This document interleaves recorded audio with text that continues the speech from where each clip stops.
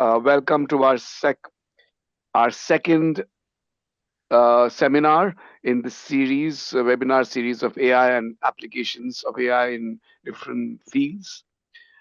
We had finance last time, and it's my pleasure to introduce to you today's speaker, that is Tom Collins, Professor Tom Collins. He works in the Frost Music School, and he's actually the principal investigator there of the Music Computing and Psychology Lab. His research interests are in the use of AI, machine learning, in the use of music. He's worked with Grammy-winning artists. He has worked with Sony, and he has worked with uh, XR and AR, which is extended reality, augmented reality, and virtual reality, and has done very exciting work in the use of music. Tom doesn't know this, but in advertising, where I work marketing, music is also extremely important. So it's just a pleasure to look forward to your talk. I'll hand it over to you, Tom. Thank you. Thank you very much, Joe. Thank you for the nice introduction. I will share my screen and let's see how we get on. All right. Good afternoon, everybody. Thank you for sharing some of your Friday afternoon with me, and feel free to put messages as we go along. I'll try to keep an eye on anything. Um, and hopefully you can see my screen okay, Joe. We're good. Yes, we can. We can. All right. Okay. Uh, Yeah, my research homepage is on this opening slide, tomcollinsresearch.net, and you can find my email address on that page. It's tom.collins@miami.edu. So if you have questions or follow up, you can reach me via finding my email address on that site, or just remembering it's my name at miami.edu. Yeah, here's what I've got for us today, a bit about me. And the labs that I'm involved with.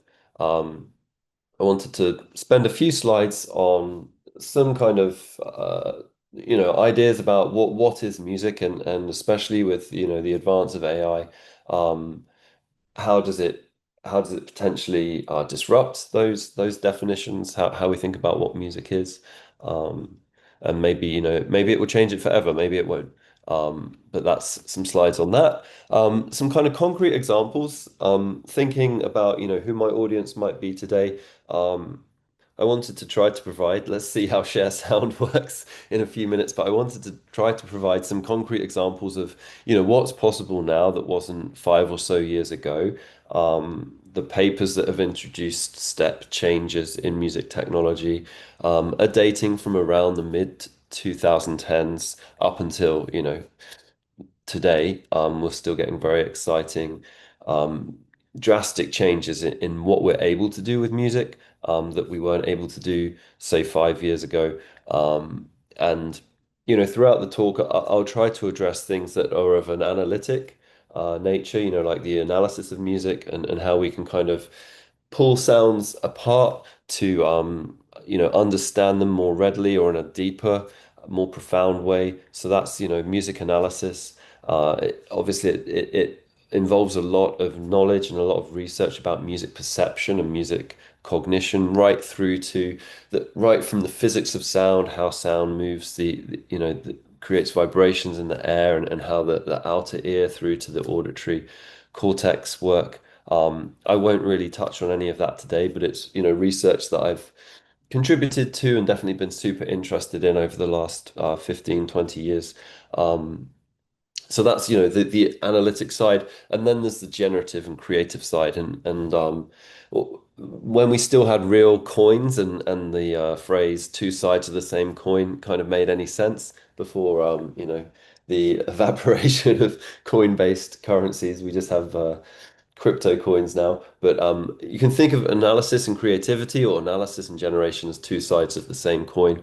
So oftentimes research that advances one side, like on the analytic side can boost creative potential, and vice versa. So I'll try to give you a little bit of both worlds there, thinking that, one of the motivations for people attending this afternoon and prioritizing this in their week would be to hear and see some concrete examples of advancements, and to be available to you, when we get to about 2:45 to answer questions of, well, how more precisely does this or that work? And, to try to get past what sometimes might just be, a YouTube demo or something that seems impressive, but you don't believe, or you don't really see any evidence in the video of, how something has actually happened. Um, I'll try to address this question with respect to a project called CHAI, which stands for Concerts with Humans and Artificial Intelligence. We're very grateful that we received ULink funding for that in the last academic year, and we were able to look at the effect of the new music technology, shall we say, the new AI tools for music. What is the effect on music? What's the effect on musicians? And then a few takeaway messages for you. So I was born in the UK. I have a music degree from University of Cambridge. I have a math and stats degree from University of Oxford. I stayed in the UK for my PhD. It was in computer science. It was a few miles down the road from where Alan Turing did his important work during World War II, working on decoding Nazi German messages. So this was at the Open University. And then, of course, many of you will know Turing writes an important paper in 1950 called Computing Machinery and Mind. So there's no comma there. And, this is one of the papers that really, I think, begins the field of artificial intelligence. And in that paper, it's a really good read. It's deep, it's long, but it's not particularly mathematical or technical. It's, I would say, at a conceptual and philosophical level. So definitely, recommend that paper. It's easily available as a free PDF. Turing, Computing Machinery and Mind. And one of the predictions he makes is that by 2000 we will have something that arrived with ChatGPT in the early 2020s. We would have this AI that we could talk to, and would be very knowledgeable about a large range of topics. I did postdoctoral positions in psychology and in artificial intelligence, some in the US, some in EU. It was in California that I met my wife. She's a cognitive psychologist, and she is the one on the right of this photo.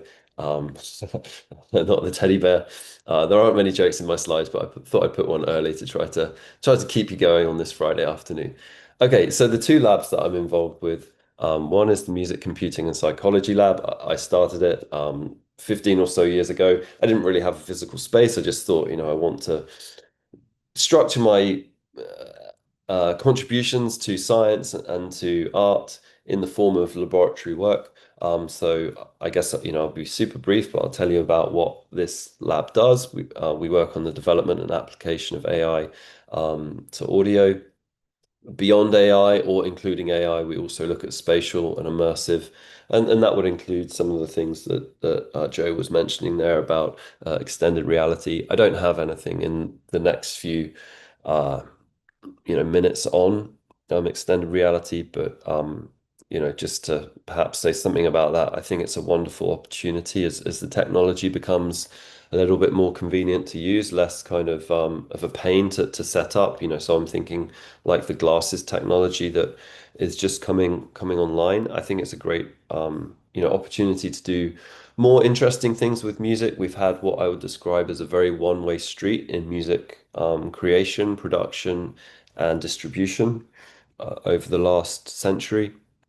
Um, I think one of the things that XR may do is to bring fans more into modifying music and then sharing it with one another, or giving even interested artists the opportunity to hear modifications of their work. This idea is not new. Uh, the concept is prosumer, so like a producer consumer combined. Anyway, that's one of the spiels about extended reality and my interest in that with respect to music.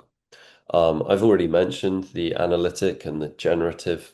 I I've done an awful lot of work on computational modeling of these processes, mainly because I think, it's a really good way to rigorously shine a light on to what extent do we understand this process by essentially coding it up. So when I got into this, which was in the early 2000s, in a serious way and doing my PhD research, I wasn't really interested in, shall we say, solving music. And I think a lot of the push that comes from, say, Silicon Valley and startups will be a solution for this or a solution for that. And they're interested in trying to find pain points and kind of solve pain points in our technological lives. Um, I was more interested in, okay, I'm quite good at writing music. I'm quite good at writing music in the style of other composers or artists. Um, how does my brain do that? And it's not like my brain is special in that regard. Hundreds, thousands of students and professional music writers undertake such tasks every year. But that's what drew me in. How do we make music in this way? Um, okay.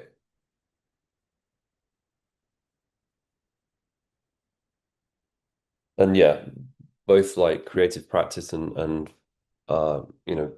basic research are things I'm involved with, and working with upcoming artists through to Grammy Award winners. Definitely in the last 5 to 10 years, there's been like a lot of interest in artists approaching me and others like me and trying to figure out, what is this whole new world of AI? How can I incorporate it in my creative palette? Just to give you a flavor of some of the PhDs I've supervised recently, just to kind of, give you the impression, hopefully that, there's a lot of scientific research underpinning some of the examples that I'm going to go through.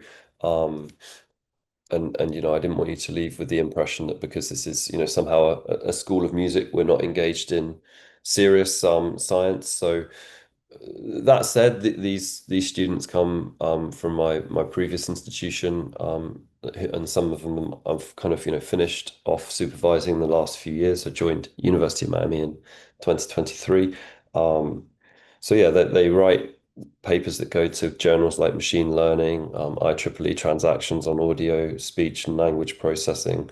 Um, they go on to work in industry. Some of them, TikTok or ByteDance and Sony Interactive Entertainment. Some of them go on into academia. But that's the kind of work that is done at the PhD level in my lab. And I hope, for those of you who don't know music engineering at the U, it's a really old program here. It's been here for 50 years at University of Miami, and it's got a great undergrad and master's program. And, we hope to add a PhD program as soon as possible. Um, and then some, stuff that has happened at the U with music engineering students. Just again to give you a flavor of the types of research that's going on here. This top one here from Ashe on the use of 3D object detection for procedural audio. This is XR and game development. And, students like him go on to work for Meta Reality Labs, another student working on something audio and technological Amazon Lab 126 now. Someone else, AI software developer. If we go on to the next page, there's other kind of like machine learning engineers. And so these students, I think they have a great opportunity afterwards because they've combined engineering with something, you know, super interesting audio signal processing or music psychology. And they generally, you know, do well on the job market straight out of a master's, and definitely out of PhD. So that's kind of that lab. One more thing to mention that is just kind of starting up. I collaborated and am collaborating with someone called Fedra Fateh. And so at this URL, aiartlab.ai, there's a little bit of information about the AI Art Lab. This is a company, a public interest company we founded in Luxembourg, to really look at advancing AI literacy through art, and to promote creative AI. So Fedra and I, and many others, perhaps some in the audience today, kind of feel like there's a lot of ownership of advance in AI from the fields of, say, engineering and other sciences, computer science. And sometimes the voices of creatives, like people who are working in visual art, or people working in sculpture, or people working in music, or people working in literature, these voices are somewhat lost, even though sometimes, ideas like the metaverse come from science fiction and come from, you know, authors, creative types, right? So, whether it's just trying to use art to make it easier to understand AI, or whether it's really saying, hey, actually, AI should serve artistic interests and not try to replace artists. This initiative is kind of looking at some of these aspects. Okay. Um, Back to the plan. Um, and we are at motivation. So I did want to share, some of my favorite definitions of music and just give you a little bit of a pointer into the academic fields that have underpinned my work. And then we'll move on to concrete examples after that. So this combines two definitions of music that I like. One is very simple, two words, organized sound. This comes from a composer, Edgar Varese, in 61. And Nicholas Cook, a book called Musical Analysis, 1998, extends it to say, yes, it's organized sound, it's humanly generated, and those sounds are generated for themselves, not merely for the message they convey. So Cook is trying to distinguish music from, what I'm doing now, which is communicating to you via, sound-based medium, but it's not music that's coming out of my mouth.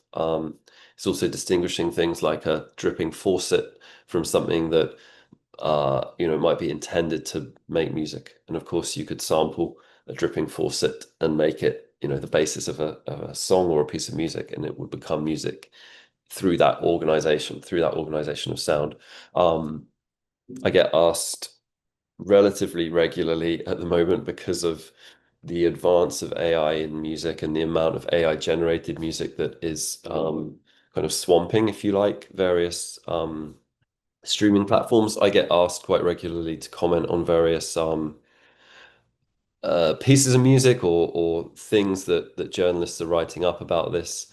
And so just to talk about one of those briefly, um, someone was writing a piece about, what I've just said basically, and I kind of, reminded them that with music, there's typically at least one human at the, creative end of things, and there's one human at the perceptual side of things, right? The listener, if you like. There can be a vast slew of technology in between the two.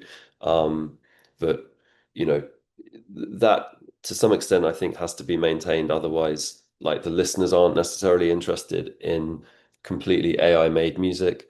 And then you also get into weird situations where I and journalists have found myself commenting on things where something it might be generated by a human click and go, but it's essentially a completely AI generated album or a sequence of songs.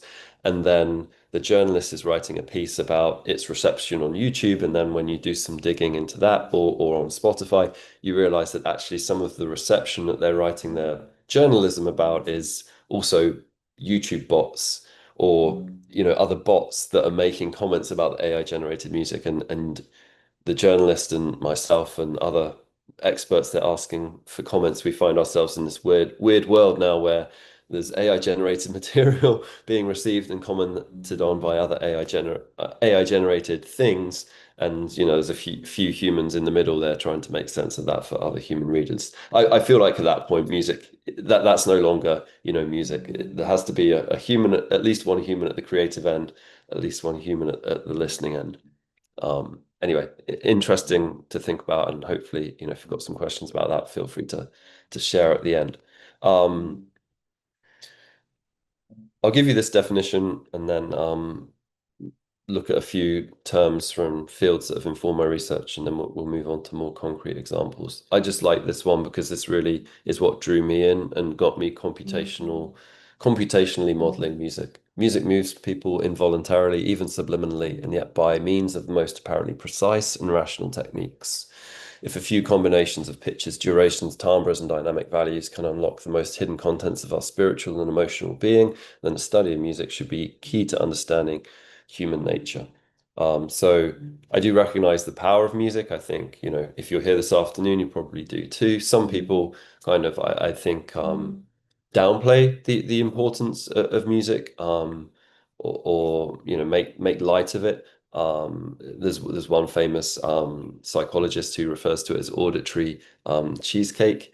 And there's other scientists who really, I think, don't value music, but for me, I think it's incredibly powerful. It tends to articulate lots of rites of passage in our lives. Think weddings or funerals or birthdays, etc.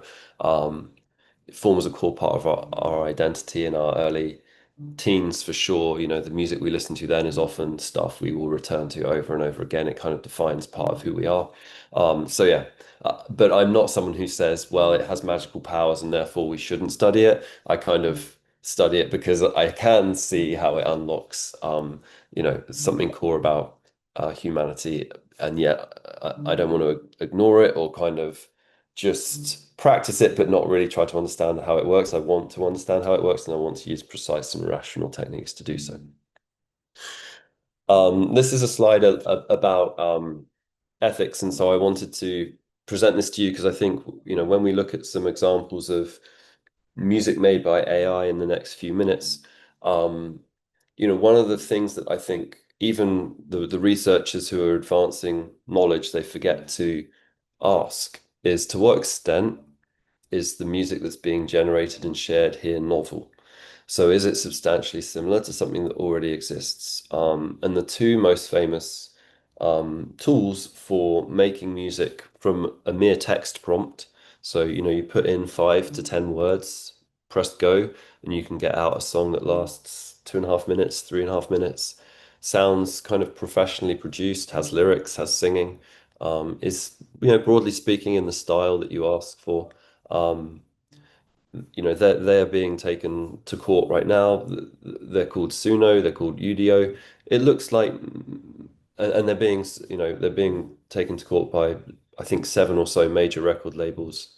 Maybe they'll settle out of court. But one of the reasons they're in trouble is because in the early versions of their software, it was quite easy to either intentionally or accidentally get something that was a very shallow imitation of copyright music. So it kind of opened a can of worms where it was clear that they'd trained on copyright music, and then, major record labels, started pursuing them to say, well, you can't do that without our, permission and without some kind of commercial agreement.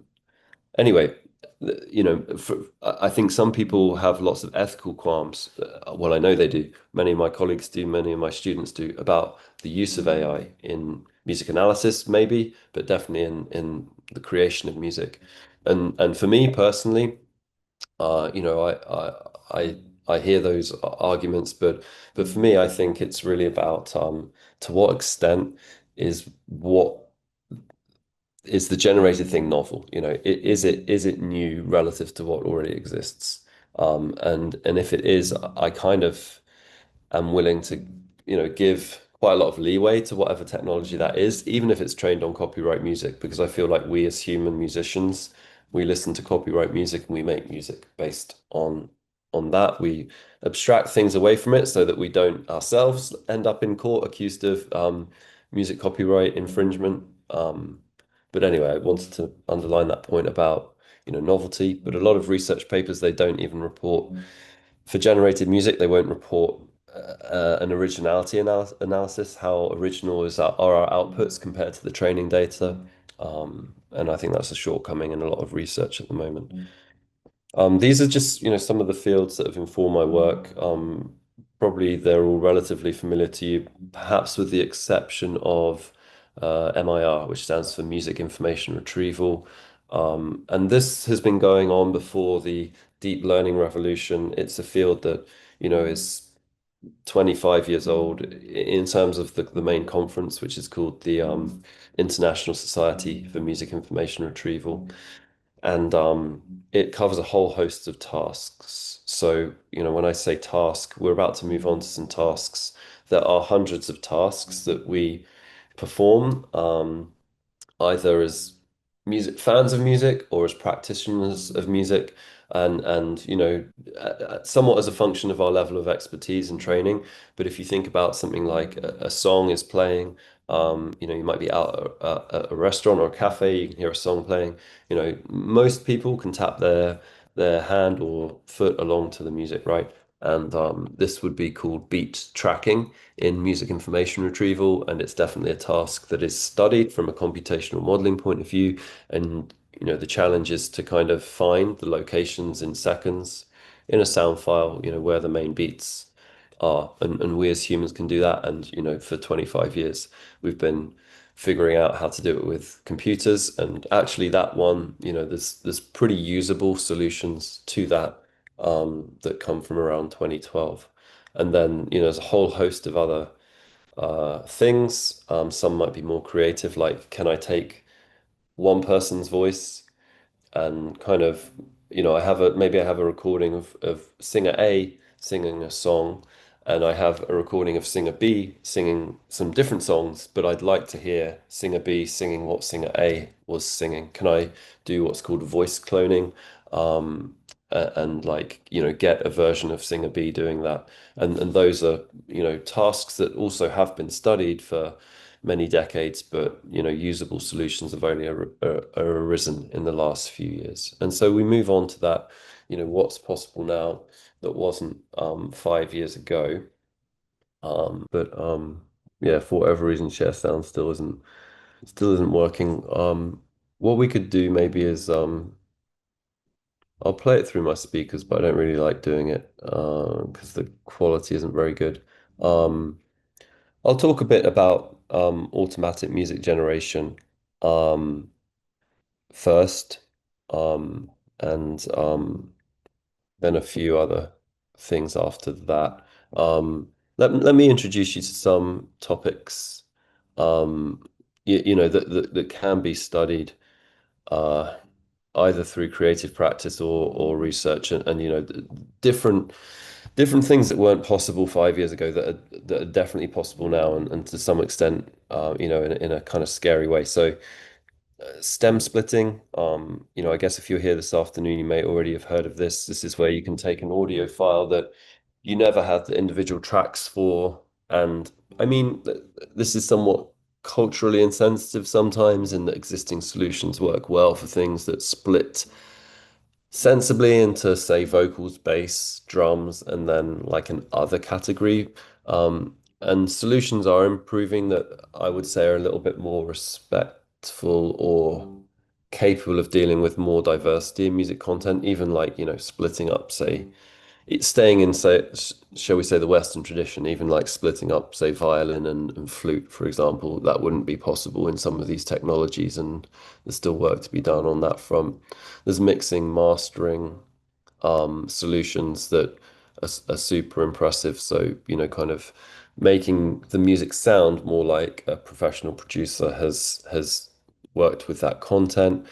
Um, Timbre transfer, this, for instance, voice cloning falls under this. This is where you'd like to render one sound world, but using kind of, maybe you have like the rise and fall of the waveform. So you have like a pulse in there, or you have a vocal recording, but you want it to sound like some other set of sounds. And that is really, I think, a fascinating area, um, because it still leaves a lot for the human to do, and I would call that, sound design. But AI driven sound design is pretty, you know, impressive these days. You can do things quicker.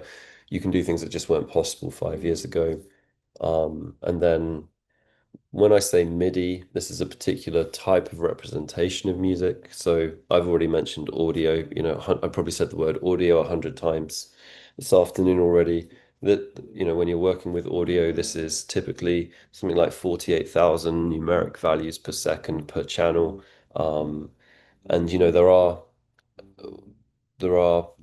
pieces of research and AI tools that analyze audio or generate audio, but then there's also work that, is specifically on what are called symbolic representations of music. So this would be kind of digital versions of sheet music. MIDI can be likened to yeah, like a symbolic representation. There are others, if you've worked with Finale to write out your scores in software, Underlying that is something called Music XML, which is a bit like it's a form, it's kind of like HTML, right? It's a way to write out the music in text, but that will render as sheet music. So, there's stuff that exists in this symbolic world. Obviously, people already know about generation of text, and likewise we can generate lyrics. I actually still feel like this is one of the least progressed areas, and the lyrics are pretty poor, that come, say, from ChatGPT. Very, I'd say, formulaic rhyming schemes and quite kind of middle of the road type material. Yeah, and then in this world of song generation, I mentioned Suno already, and UDO would be the other one. And just perhaps to give you a flavor, well, we'll see how the sound goes, but let me just give you a flavor of the spectrum of possibilities here. So, I could come to this as a relatively novice, but enthusiastic, music lover, and write, a few words and get a song out the other end. And just to kind of, show you that process in action. Let me see. This is just on my hard drive. Sorry, I'm jumping around out of slides for a second here, but this is demonstrating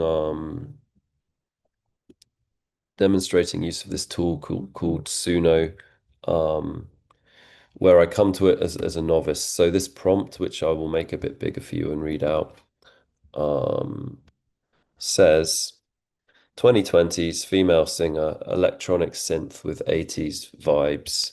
So, if I type that into suno.com and I hit go, then outputs may sound like this. I'll play you one after the other. I won't play you all of it. Let's see. Let me just remind myself. Okay, yeah, actually I'm in the wrong folder. Okay, well the prompt is the same. But I've got like I've got a one prompt to give me lyrics and one prompt to give me style. So, this is kind of me pretending that I'm a musical novice, but that I want to make some music, right? So I could give it a topic, and I've been quite specific with the lyrics prompt here, like an infatuation and love to like a slow burning sensation. Use a lyric in the chorus about, and a specific phrase here, the biggest trick the devil ever played. And then a style prompt, which is what I said before, 2020s female singer, pop, synth, 80s vibes, because I feel like a lot of the successful songs right now, they're basically using sound worlds from the 80s. I think of the Weeknd does that, Dua Lipa does that. Here's what comes out for that prompt. And again, apologies, the audio is coming through my speakers, but hopefully it gives you an impression. Joe, you'll have to let me know. Sometimes I think Zoom might just kill the audio because it knows it's not spoken voice, but it's music. So let's Okay. see how this one goes. One night in the garden, your light like a garden, yeah, like a drum man. When I touch your love hand, something like a gray song. Is that coming through at all, or is it being cut out? It's coming through. It's coming through. All right, we'll listen to a little bit more. Tempo slow down, something in the way you burn. Rose of the teacher I ever known. Rose of the teacher I ever known. Rose of the teacher I ever known.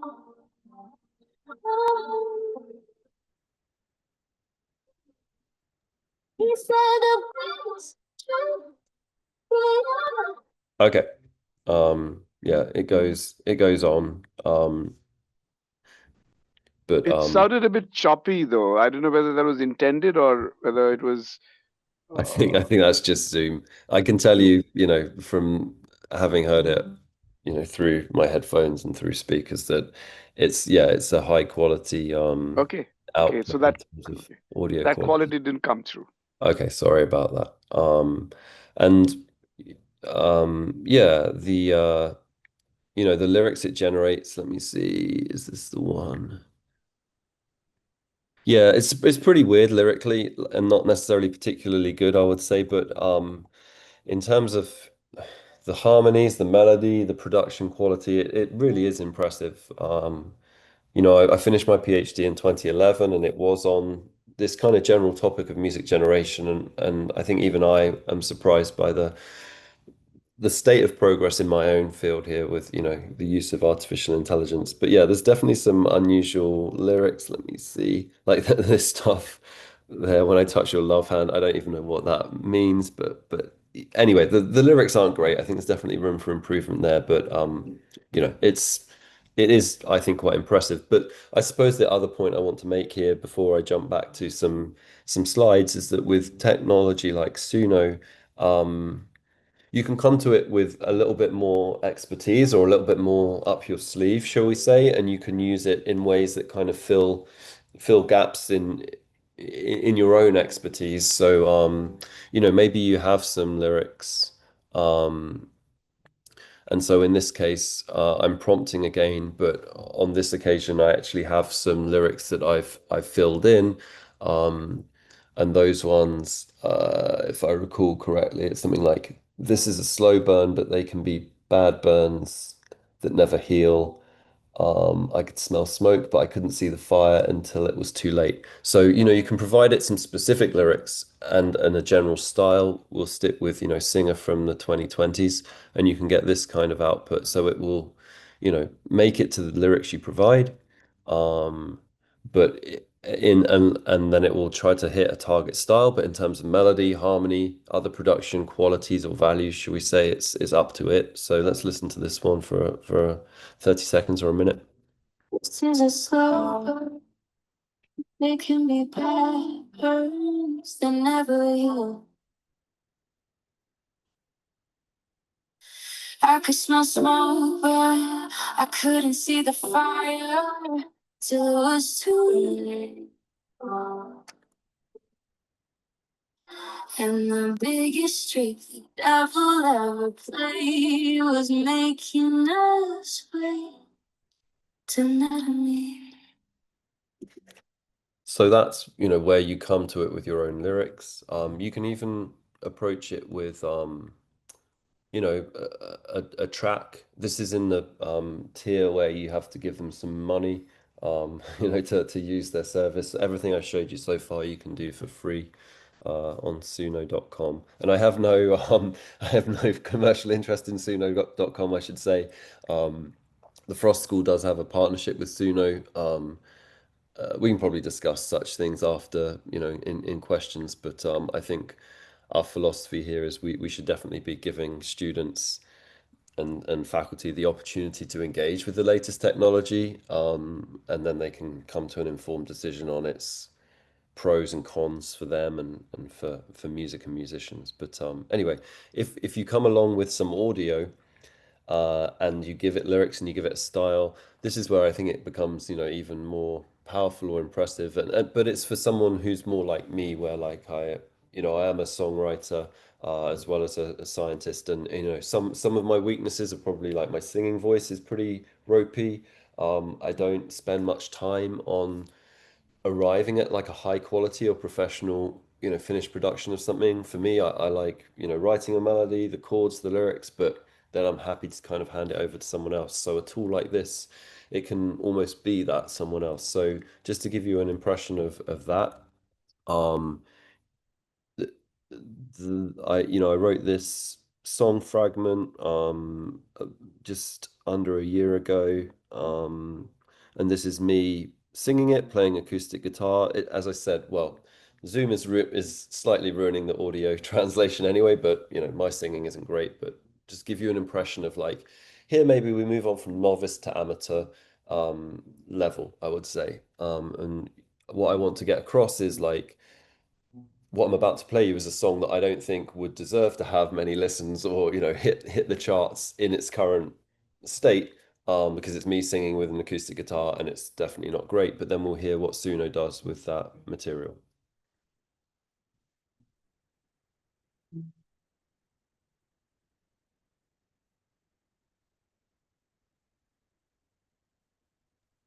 We can't hear anything, Tom.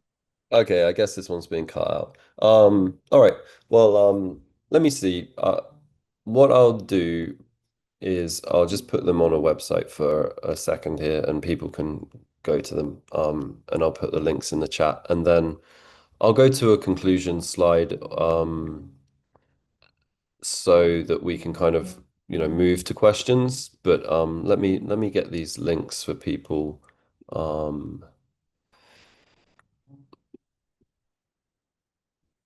me think about where these are for a second. Okay.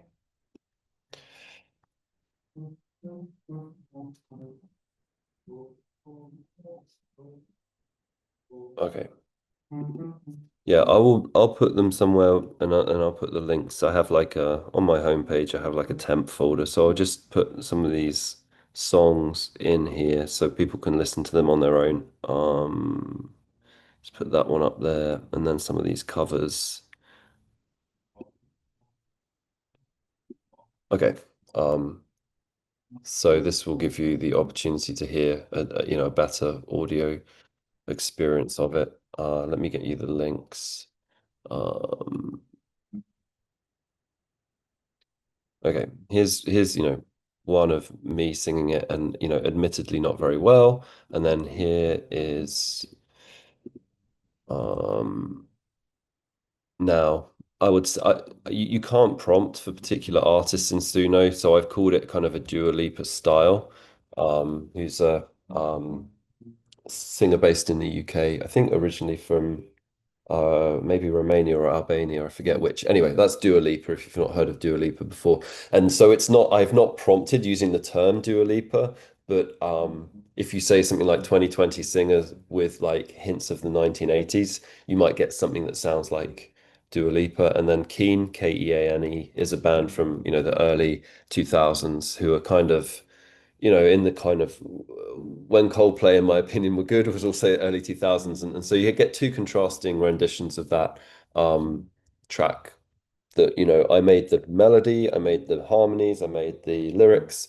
But I think one of the powers of Suno there is its ability to render it in a way that I would say is almost kind of release ready, ready for if the Keen one or the Dua Lipa song was on the radio, I wouldn't necessarily, it wouldn't stand out as unusual. It would like even be, kind of potentially a top song maybe. And so that's kind of where we're at with music generation.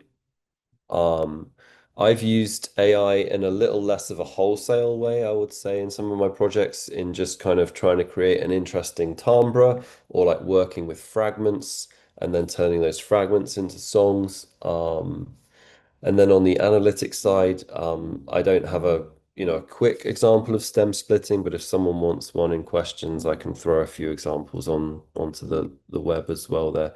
I have a few like um, closing thoughts and something I did want to say as well about the Chai project. So let me do those two, and then I'll be ready for questions. So, one of the things we did in this ULink project, where we had some funding to look at the effect of AI on musicians, was we looked at two constructs, one self-efficacy and a second affect, and that splits into two, positive and negative affect, AFFECT, meaning how good you feel about something. That's positive affect, and negative affect is how bad you feel about something. And we had a fairly complex research design where we were working with different cohorts. We've worked with middle school, high school students. We've worked with college age students here at Frost. We've worked with some professional artists. But the main idea here is that we take the temperature basically. Self-efficacy is how competent or empowered you feel in respect of doing a particular thing. Affect is, how do you feel about the thing? We administered a self-efficacy, that's SE, a positive affect, PA, and a negative affect questionnaire at time zero, kind of before we did anything with these students. Then they went through a sequence of classes. Some went through a sequence with AI, music tech, some with music tech, but it wasn't, of the AI variety. And then we administered the questionnaire again, and we looked at kind of before after differences, and then for ethical reasons a holdout control. That's the idea that we give everyone the same experience overall, but we've kind of stopped doing the research at this stage. We're just kind of making sure we didn't leave some of our participants impoverished without like the full AI experience. Anyway, just some findings on that, very briefly. One of my concerns is that technology makes us worse or makes the world worse. And I definitely feel like we're in a world where people release stuff and then study potential negative effects later on. Certainly in technology. I mean, sometimes that happens in the world of pharmaceuticals as well, right? But like you'd hope generally that a drug is tested in various ways before it comes to, being available from Walgreens, for example. Anyway, in the world of tech, I think we're in a different space. People release stuff, and then we worry about how it's harmful for children or young adults later. So, that was one of the motivating reasons for this work to kind of look at the effect of music AI on people's self-efficacy and on their negative affect and things like that. And so, just to kind of communicate the results of this one, what we see is that there's a reduction in negative affect for the school students as a result of exposure to the AI-based music tech lessons. Um, so on the right here, let me see, let me move my window. Yeah, we see a bit of a reduction, and this is analyzed using Bayes factor analyses. This is for the middle school, high school students. The before is in teal, the after is kind of in orange. And then this is for some of our Frost students here, that same kind of result. In terms of self-efficacy, we see something of a polarization, I would say, where like, you tend to end up with like a kind of a bimodal distribution here, with some students being empowered by having used the AI music tools and others feeling perhaps a bit worried about, well, I now lack agency because AI is doing it for me. Um, so those are some of the, on my plan I had, what's possible now that wasn't 5 years ago, and I couldn't cover everything in 1 hour, so sorry for that. But the next point on the plan was, what's the effect on music? What's the effect on musicians? And so generally, I would say, personally, I think it's a good idea to give students from middle school upwards exposure to these tools so they're aware of the possibilities and they start thinking in a critical way about the pros and cons of them. Um, but yeah, we do see a bit of a kind of a bifurcation uh, in terms of self-efficacy. How competent do you feel as a musician afterwards? Definitely some students feel, I think, empowered by having used the tools and they see where they still fit in this new world of AI and music. And others, I think, feel, a bit put off by it. Um, and so one closing remark would be if you've not read Empire of AI by Karen Howe, I would definitely recommend reading that. So I will leave this slide up um, as we move to questions. But this is a fascinating book about the company OpenAI, who make ChatGPT, and it came out earlier this year, I think, and it's kind of a really interesting piece of investigative journalism critiquing the advance of AI technology and OpenAI in particular. Thank you for your attention. Sorry, the sound examples didn't work. I promise we did a technical test 10 minutes before you all arrived and it was working. So yeah, But hopefully we you managed to get on the web and listen to a few of those examples if you wanted to. Thanks, Tom. I Cool. checked it; it worked wonderfully. So I heard your song; it worked all. Cool. So I'm sure the audience also must have tried it straight Okay. away. Okay. But thank you so much. That was a lot of useful information, and I mean, I want to open it up for questions. I have one already. Can you read it? Do you see it? And Oh yeah, the I did see one. Let me see if I've lost it though. Let me see if I can If find not, I it. can read it for you if you Yeah, want. read it for me because I think because I rejoined, I might have lost that in my history. Okay. So it says, do you see AI enabling the customization of music to a specific individual's needs, for example, therapeutic uses or entertainment? Assumption in question, maybe which is may not be correct, is that the same music can impact people differently. So customization of music for different needs, individual needs. Is that possible? Yeah, and it's a great question. The short answer is yes, and I'll try to keep the long answer relatively short as well. There's 12 departments at the Frost School of Music. I probably can't name them all off the top of my head, but music therapy is one, and it's a relatively large one. And there's lots of interest from our faculty and students there in music therapy in AI tools. And that can be for various reasons. It might be because there's a workshop where you want to do something music creative, but prior to some of these really impressive deep learning based solutions, you perhaps were very limited by the participants' own musical abilities. I think with some of these tools, you can really make some high quality music quite quickly. So that's definitely one area where music therapists are really interested in things like Suno, but other tools as well.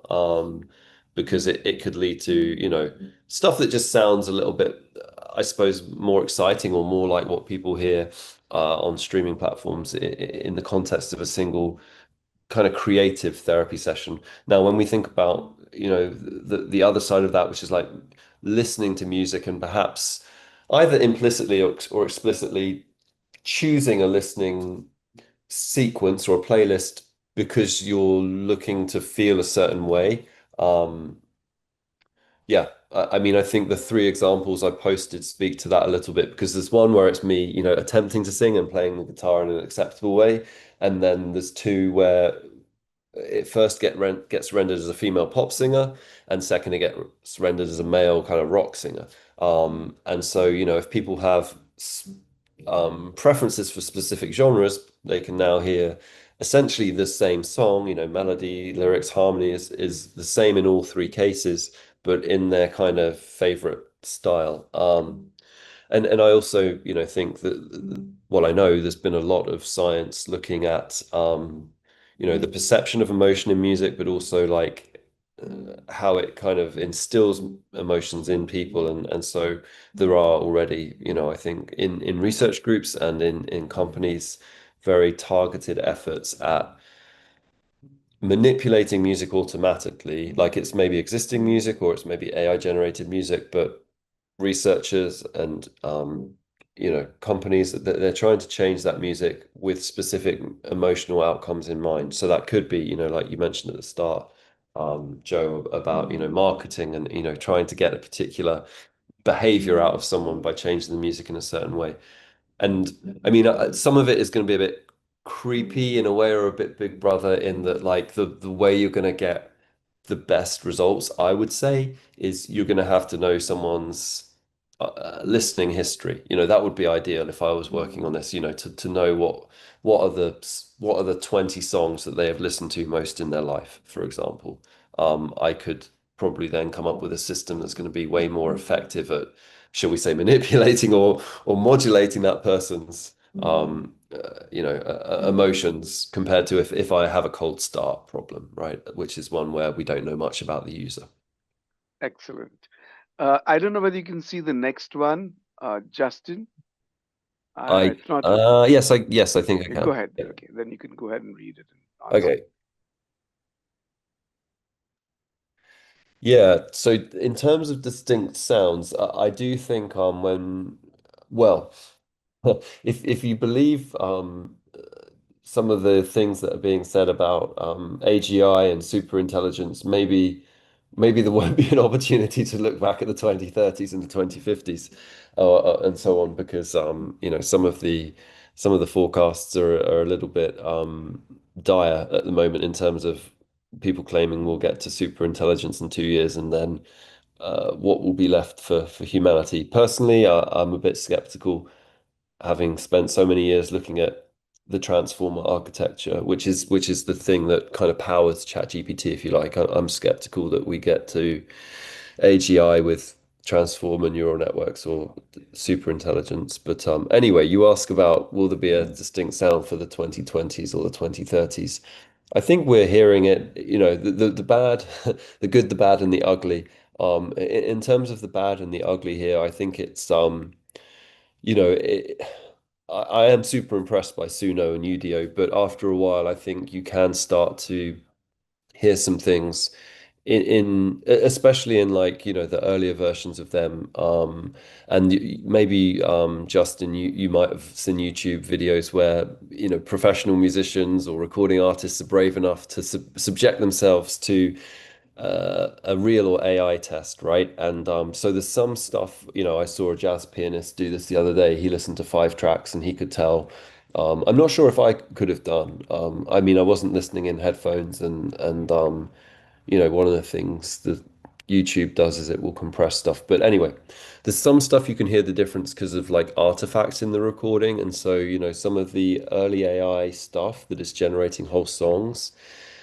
It's a little bit like when you look at an AI generated graphic, and it might be of a person, but they've got one finger melting into another, or they've got three arms or something like this. There's auditory equivalents of this, and that I think is the kind of that will be the sound of AI to some extent when we listen back to AI generated stuff from the 2020s, the late 2020s. It will be, if you like, recording artifacts. I've already said, about lyrics. I think if any of these AI generated songs, make it big, I think still a lot of their rhyming structures are fairly formulaic, but so is quite a lot of successful pop music. So the stuff that I think is good, I said, the good, the bad, the ugly. It's really from the timbre transfer. I've worked on some songs, for instance, where we had the song, we used vocal cloning, and we had the song start with the voice of one singer, and then gradually, imperceptibly over the song, it changed into the voice of a second contrasting singer. So if you listen to any 20-second clip, you can't really tell it's happening, but if you listen to the beginning of the song and then the end of the song, you can hear it's different singers. I'll find you that link. I think that's, like a good example of AI, the sound of AI.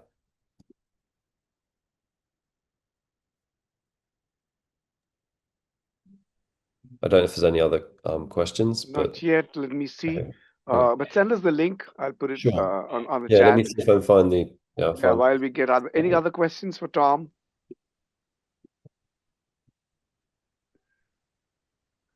If not, I'll ask him one.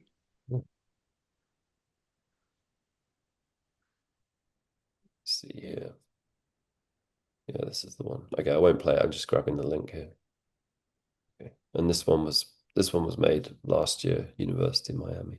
There we go. There's that. Oh, so this is the cloning example. Yeah, this is the one where it starts with one voice and ends with another. And such things were possible with crossfading before, but I mean not in such a imperceptible way, shall we say. Okay, I got it here. Yeah, thank you. So one question. Okay, I don't see any more questions from the chat, so I'm going to ask you just to keep things moving along. So one question I had was, in the context of video music, and in advertising, especially the field in marketing that we work in, I have a story of a brand being said, and I want to add music to it. So aligning the music to the video narrative, how far are we in that?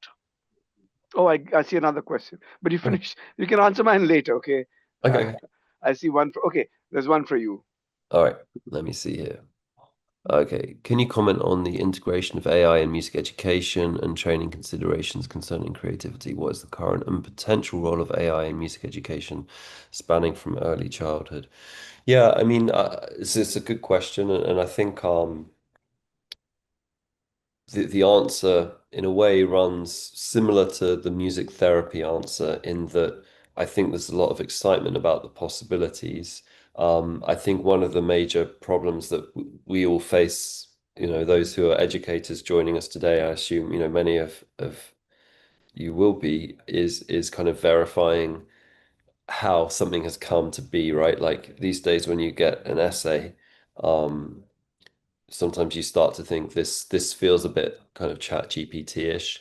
And so, I mean, in music, I've always been interested in process as much as product. And so I think one of the challenges in AI in music education is for educators to change their assignments or tweak them in the direction of verifying that there's a process with substantial human involvement here. Um,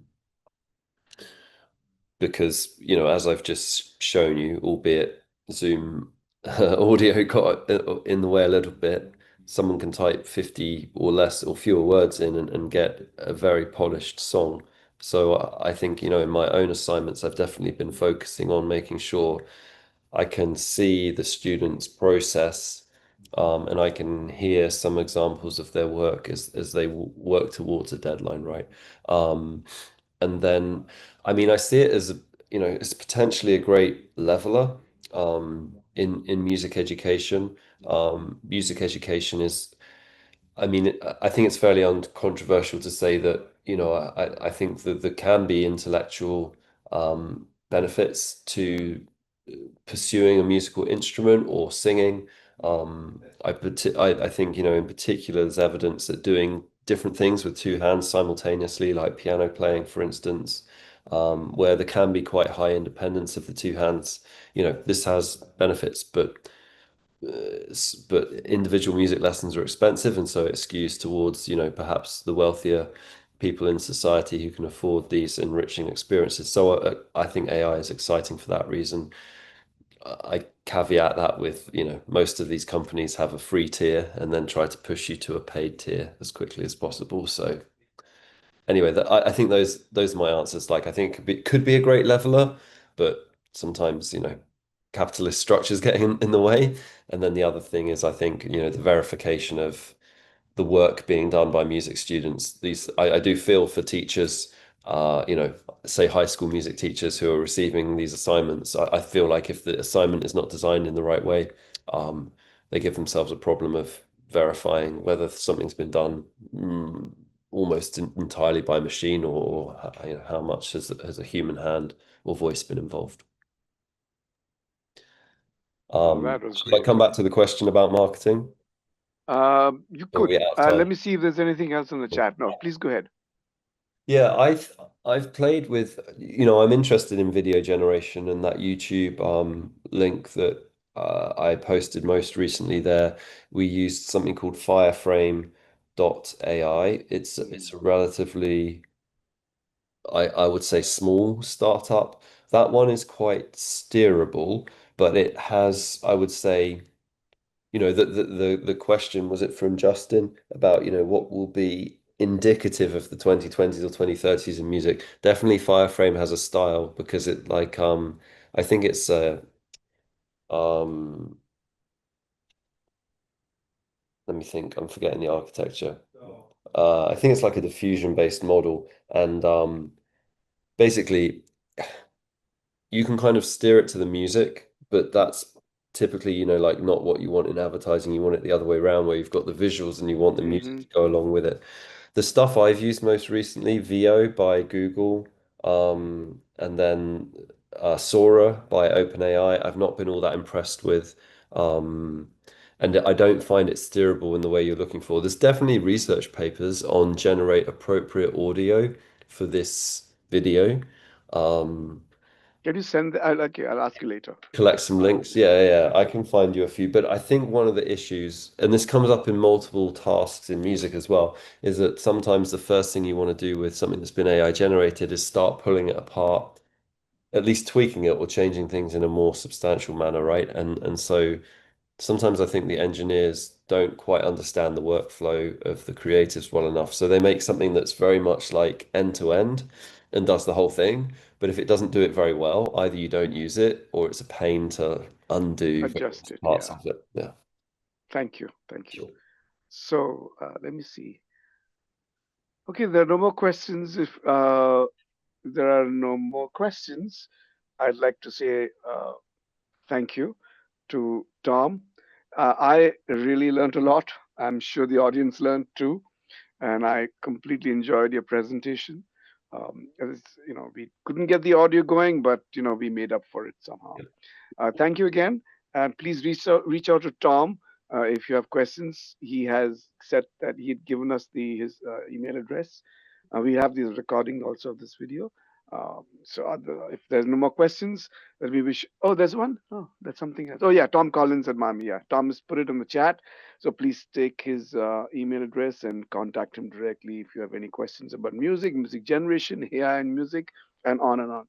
Um, so, with that, let me all wish you a very good weekend, and I hope to see you in the next webinar. Thank you, Thank you. everybody.